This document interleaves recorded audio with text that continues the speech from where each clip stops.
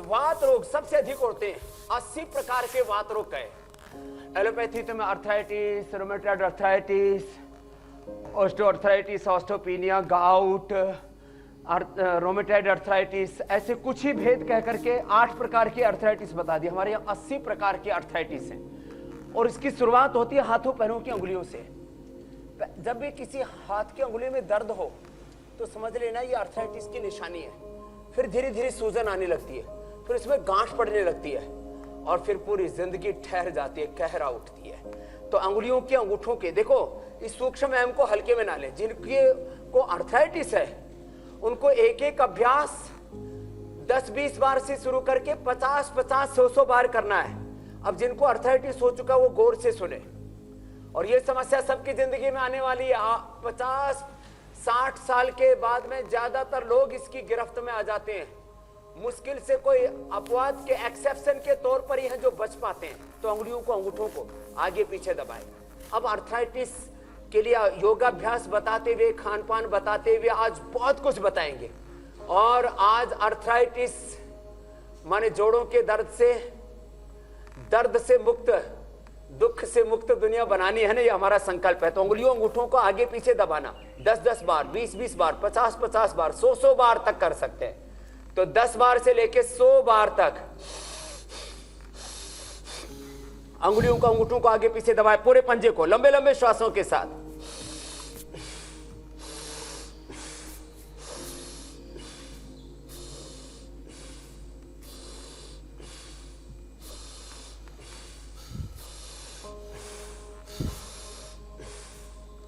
अब सामान्य लोग सोचते हैं कि जब तक हमने दंड बैठक नहीं लगाई, सूर्य नमस्कार नहीं किया, कठोर व्यायाम, कठिन व्यायाम नहीं किया, दौड़ नहीं लगाई, तब तक बात नहीं बनेगी।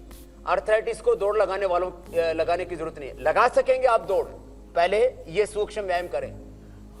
10, 20, 25, 50 बार से लेकर के 100 बार तक आगे पीछे ऐसे दबाया, हाथ ऐसे रख लिया, अंगुलियां, अंगूठे ऐसे पीछे की ओर, ऐसे पंजा रखा ऐसे, इसको दंडासन कहते हैं। इसमें बैठ करके ज्यादातर लोगों के पैरों से या हाथों से शुरू होती है अर्थराइटिस की समस्या, तो वहां से बता रहे हैं। फिर एक एक ज्वाइंट को इन्वॉल्व कर रहे हैं। अब देखो, पूरे पंजे के बाद अब ऐसे घुमा रहे, एड़ियों में दर्द होता है ज्यादातर लोगों को।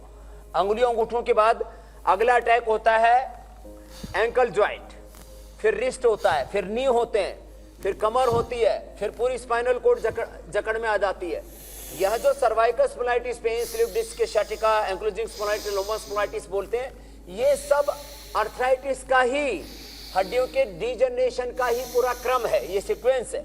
लंबे लंबे श्वासों के साथ ये अभ्यास। तो सबसे पहले हम जोड़ों के दर्द के लिए बता रहे हैं और कुछ खास बातें भी बता रहे हैं। वात, पित्त और कफ की प्रकृति की पहचान कैसे करें।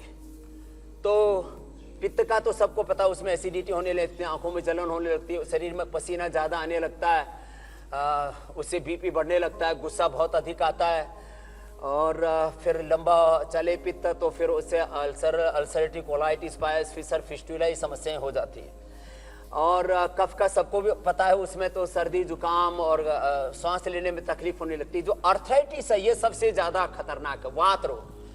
और वात रोगों के लिए उसका लक्षण क्या है? उसका लक्षण सीधा सा दर्द। जैसे पित्त का सीधा लक्षण है गर्मी, कफ का सीधा लक्षण है कफ, बलगम, और वात का सीधा सा लक्षण है, वात रोग बोलते हैं अर्थराइटिस को संस्कृत में, हिंदी में। तो गोल गोल ऐसे घुमाते हुए बता रहे हैं कि ये एक एक अभ्यास ऐसे 25-50 बार करेंगे, एड़ियों का दर्द खत्म हो जाए। किसी की एड़ी की हड्डी बढ़ जाती है और किसी के ऐसे गांठ सी बन जाती है, गठिया, इसके लिए इसको हिंदी में कहा जाता है गठिया। तो गठिया हो, अर्थराइटिस हो, उसके लिए 25-50 बार ऐसे ऐसे करने, लंबे लंबे श्वासों के साथ। एड़ियों के पीछे कुछ लोगों की गांठ बन जाती है स्वामी जी, तो क्या इस व्यायाम से वो गांठ भी दूर हो जाती है? नसों का गुच्छा, कभी कैल्शियम का डिपोजिशन एक तरफ हो जाना। हाँ, गांठ दूर हो जाती है। हाँ, कैल्शियम का डिपोजिशन जोड़ों में भी होता है, और ये कैल्शियम का डिपोजिशन, कैल्शियम हार्ट में भी जमा होता है। ये एक बड़ी खतरनाक बीमारी होती है, उसके लिए तो कपालभाति, अनुलोम विलोम आगे बताएंगे।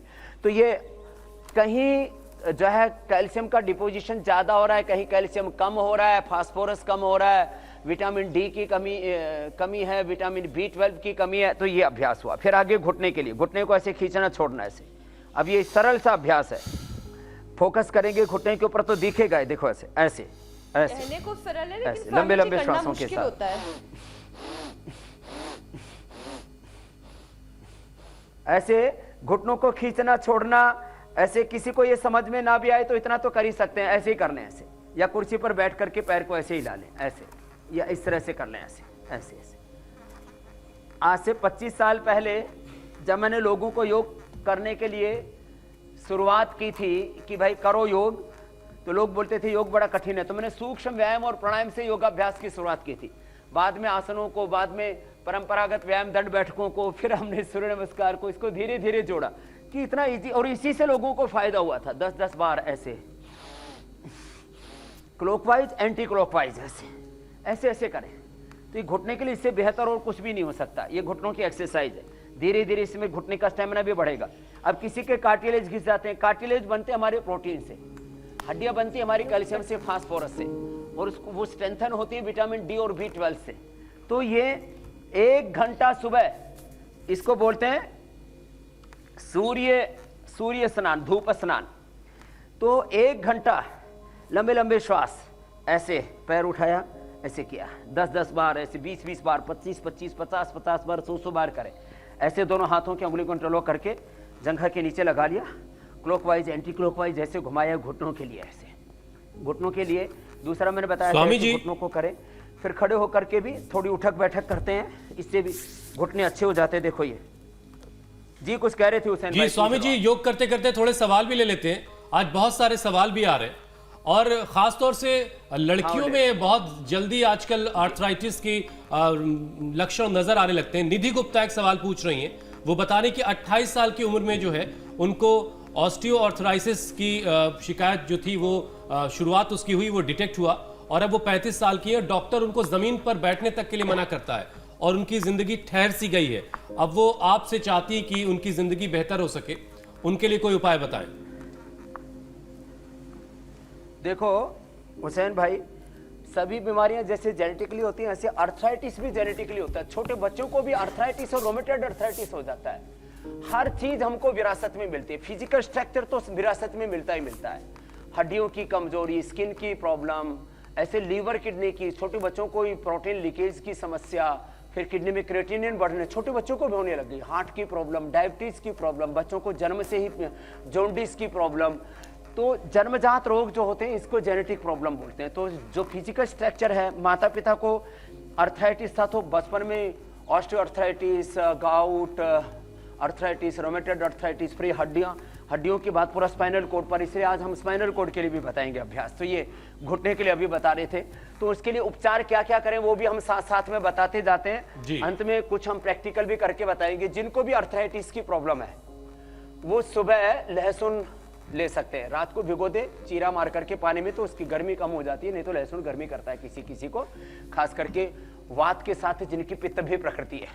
अब जैसे मेरी बचपन में वात प्रकृति थी, वक्त के साथ मेरी पित्त प्रकृति हुई, इसलिए मैं यदि लहसुन खाता हूं तो मुझे गर्मी करता है। लेकिन उसका एक उपाय है, जिनको लहसुन गर्मी करे तो लहसुन को आज हम अंत में बताएंगे, थोड़ा सा गाय का घी और थोड़ा त्रिकुटा डाल करके उसको थोड़ा सेक लें, आधा सिका हुआ, पूरा नहीं, और उसको खा लें।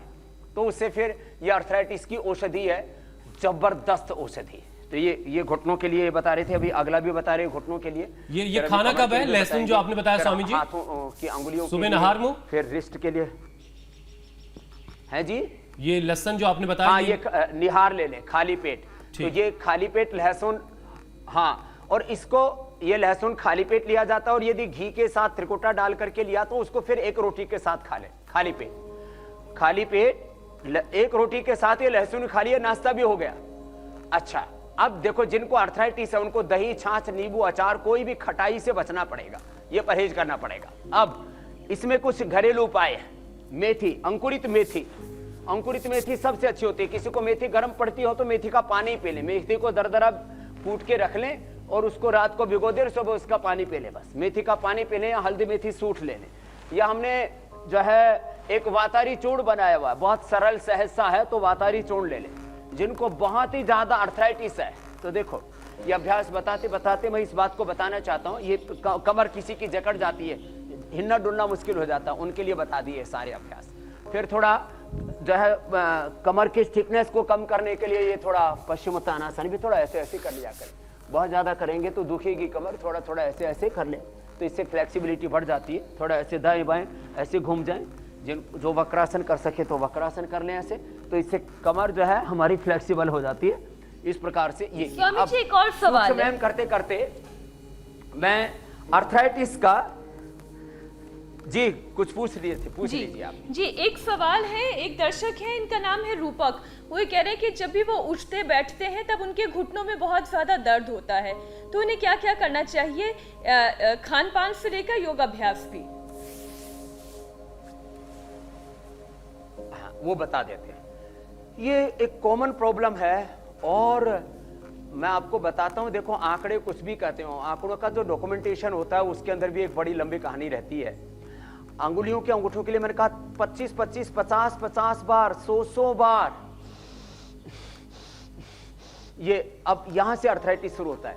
ये यहां से फिर रिस्ट और फिर ये कोहनी, फिर कंधे, फिर गर्दन, फिर पूरी कमर जकड़ जाती है धीरे धीरे। अब सुनो, मेथी, हल्दी मेथी सौंठ का पाउडर मैंने बताया, वातारी चूर्ण बताया। अब अंगूठा अंदर, उंगलियों पर मुट्ठियां बंद ऐसे गोल गोल घुमाते हुए कुछ बात कह रहा हूं।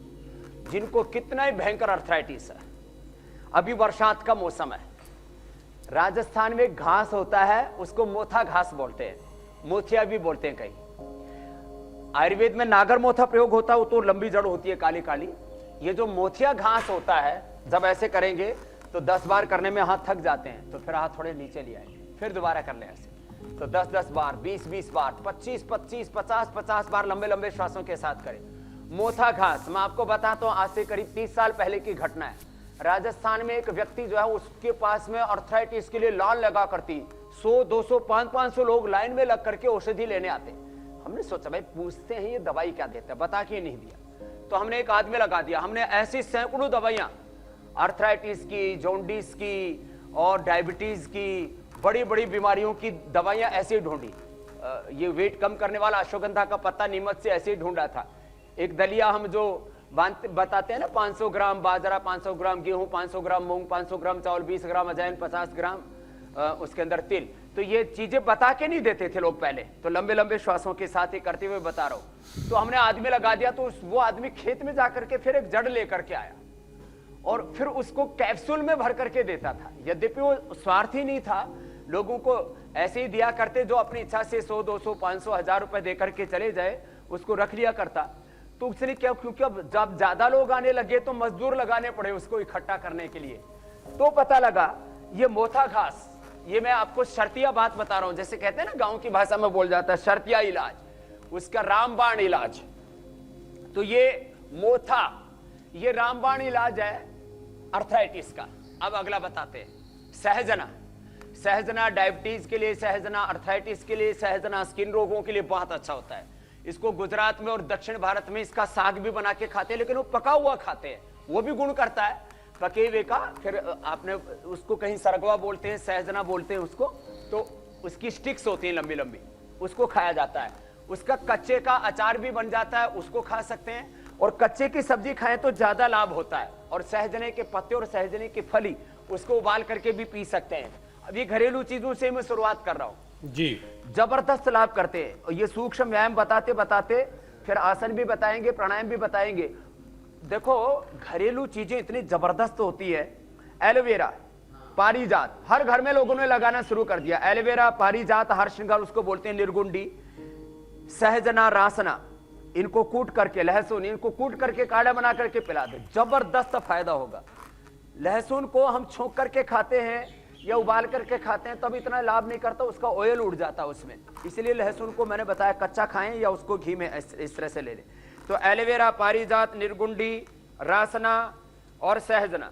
अब ये सब ना मिल पाए तो पीड़ांतक क्वाथ हमने ये तैयार कर रखा है। ये सिर के पीछे हाथ रख करके हाथों से सिर के और सिर से हाथों के एक दूसरे के एंटी प्रेशर देते हैं, फिर हाथों से ऐसे ऐसे करते हैं। ये करते करते हो फिर सामने की ओर से ऐसे करते हैं। मैं अभी एक बहुत उम्दा उपचार बता रहा हूं, एक्सीलेंट और 100% क्योर बताता हूं मैं अर्थराइटिस का।